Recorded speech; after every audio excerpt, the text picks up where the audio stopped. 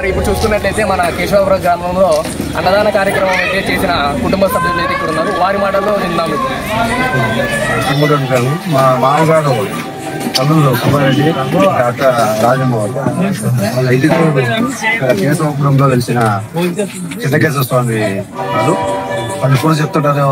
స్వామి ముందు గల దేవుడు ఏదైనా కోరుకుంటే స్వామి దర్శించుకొని ఏదైతే కోరికలు కోరుతున్నా అది నెరవేర్తాయని చెప్పేసి కోరుకుంటారు. వాళ్ళు కోరుకున్న నెరవేరేందుకు గాను ఈరోజు అన్నదానం చేయాలని చెప్పేసి నిర్ణయించుకున్నారు. అందుకోసం అని చెప్పేసి ఈరోజు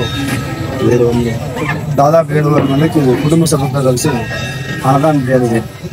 ఈ స్వామిని ఉంచుకోబట్టి మా ఇంటి దేవుడు చిన్నకేశ్వర స్వామి అనుకునే కోరికలలో జరుగుతున్నాయి. ఆయన మొక్కుబడి ఈసారి అన్నదానం చేసింది అనుకున్నాము, చేపించినాము. మేమైతే ఈ దేవునికి అనుకుంటున్నాము.